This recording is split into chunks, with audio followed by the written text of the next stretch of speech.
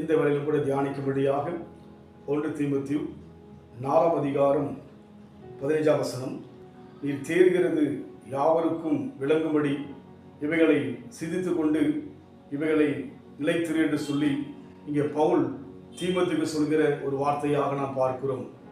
இந்த தீமோத்தேயுடைய வாழ்க்கையிலே விசுவாசத்தில் உறுதியுள்ள தேவ மனுஷனாக, தேவனுக்கென்று ஊழியம் செய்யும்படியாய் விரும்புகின்ற ஒரு மனுஷனாக தீமோத்தேயுவை பார்க்கிறோம். நீ தேறுகிறது யாவருக்கும் விளங்கும்படி என்று சொல்லி பார்க்கிறோம்.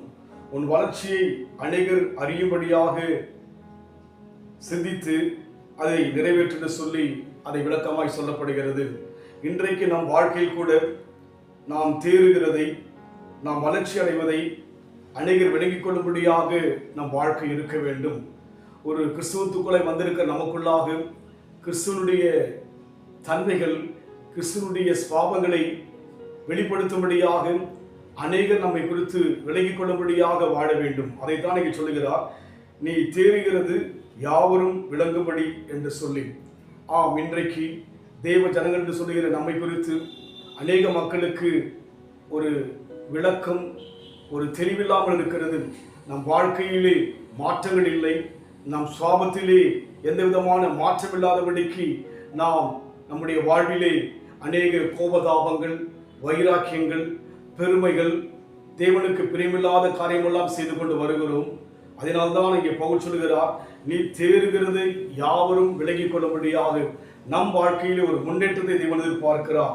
உண்மையாகவே நம் வாழ்விலே தேவன் பார்வைக்கு நாம் தேறுகிற மனுஷனை மாத்திரமல்ல, மனுஷ பார்வைக்கு விலகிக் கொள்ளும்படியாக கிறிஸ்தவன் என்று சொன்னால் இப்படியாகத்தான் இருப்பான்னு சொல்லி அவள் விலகிக் கொள்ளும்படியாக நம் வாழ்க்கை இருக்க வேண்டும்.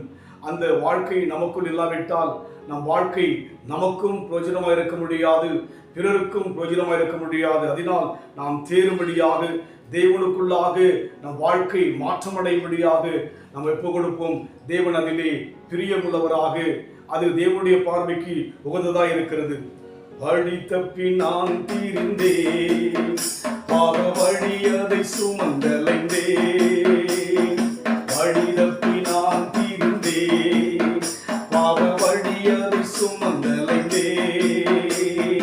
அவர் அன்பின் குரலே அழைத்தது என்னையே, அவர் அன்பின் குரலே அழைத்தது என்னையே.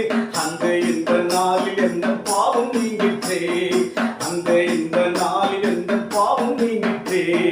சந்தோஷம் பொங்குதே, சந்தோஷம் பொங்குதே, சந்தோஷம் என்னில் பொங்குதே. ஹல்லேலூயா, இயேசு என்னை ரட்சித்தார், முற்றும் என்னை மாற்றினார், சந்தோஷம் என்னில் பொங்குதே. இயேசு என்னை ரட்சித்தார், முற்றும் என்னை மாற்றினார் என்ற பாடல் பிரகாரமாக நாம் தேறுகிறதை அநேகர் விலகிக் கொள்ளும்படியாக நம் வாழ்க்கை ஒப்புக் கொடுப்போம். அன்பின் ஆண்டவரே, எங்களுக்குள்ளாக உம்முடைய அன்பை பிரதிபலிக்க, உம்முடைய பொறுமையை பிரதிபலிக்க, உம்முடைய சகிப்பை பிரதிபலிக்கும்படியாக எங்களை கிறிஸ்தவர்கள் என்று மற்றும் விலகிக் கொள்ளும்படியான ஒரு வாழ்க்கை வாழ எங்கள் யாவருக்கும் உதவி செய்வீராக. அதுதான் உடைய பார்வைக்கு உகந்தது, அதுதான் உடைய பார்வைக்கு பிரியமானது கர்த்தாவே. அந்த அனுபவத்தில் எங்களை நடத்துங்க, ஆசீர்வதிங்க. இயேசுவின் நாமத்தில் பிதாவே, ஆமென். கர்த்தர் ஆசீர்வதிப்பாராக.